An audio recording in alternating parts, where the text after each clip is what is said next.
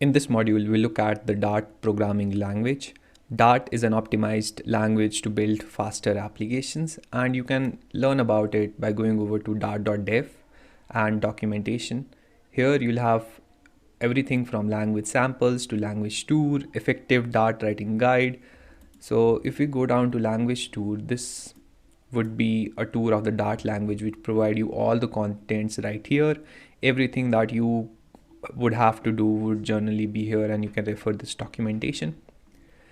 What I want to quickly show you are some basic concepts in Dart. So we can try out Dart in our browser by going over to try Dart from this menu.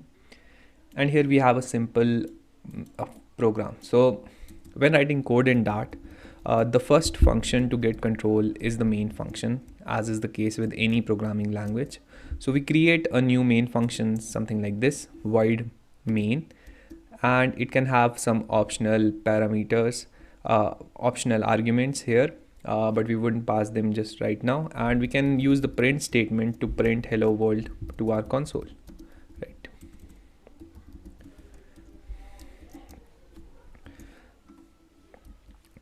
I'll have to close this off with a semicolon at the end, and we have a simple Dart program. If I hit run, it should print out hello world to our console right here, and there you have it.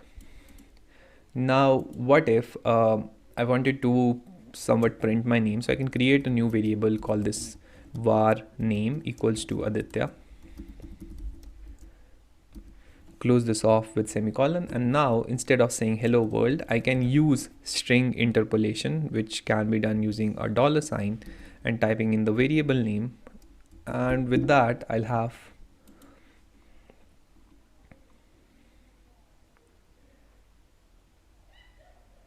hello Aditya printed out to console.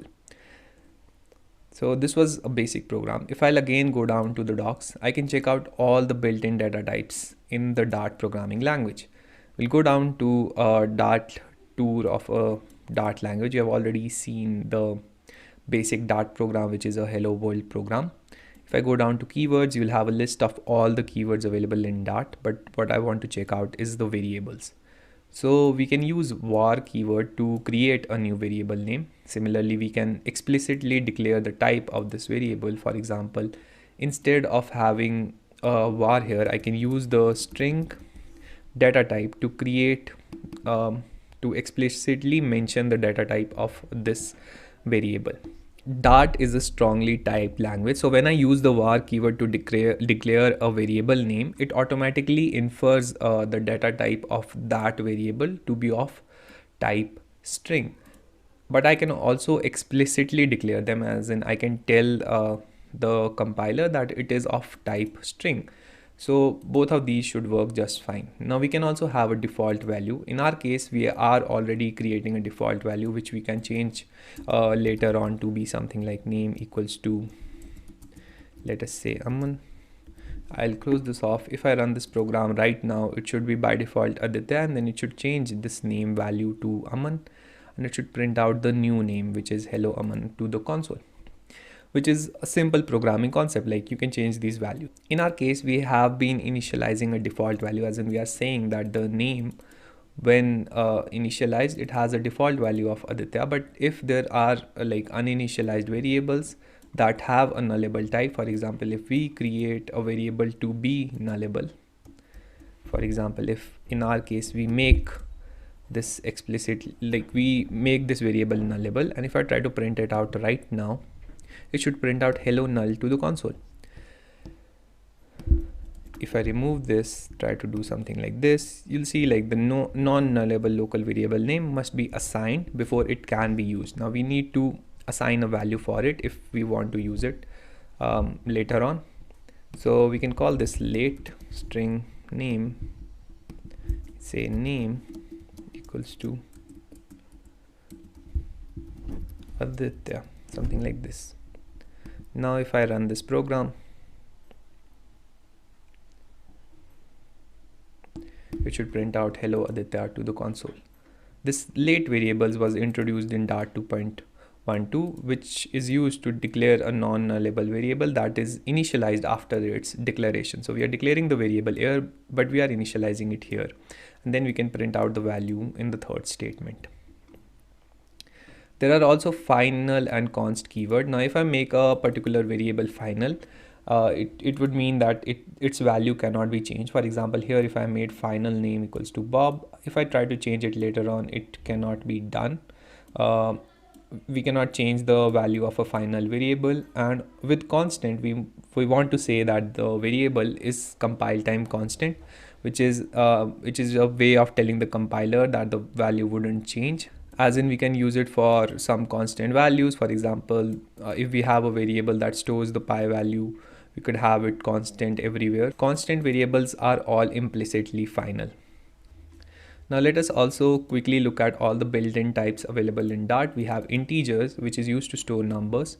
We have double, which is used to store decimal numbers. We have string. Boolean is used for true and false. Then there are other types like list, sets, map, runes, symbols, and the value null. So we kind of saw like what the value null was when we were printing out the name.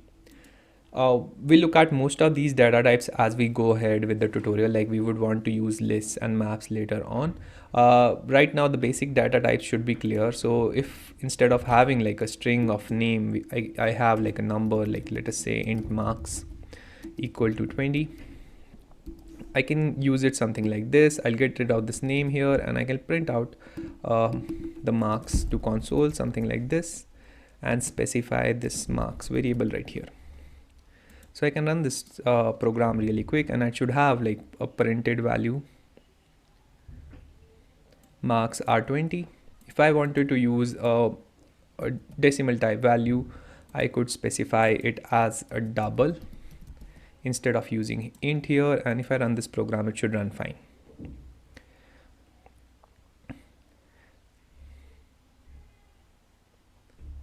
Similarly, there is also the bool keyword to declare boolean. So let us say bool is true equal to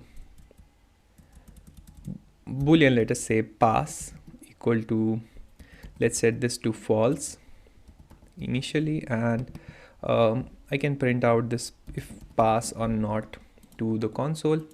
So I'll print this out really quick, and it should just tell us if the person is pass or fail, and it says false right now. So in the next module, we'll see some of the functions, how to create a function in Dart, and after that we'll look at some of the control flow statements in Dart, which would be essential, like if, else, false, loops, while, do while, and that, which we would be using in building applications later on.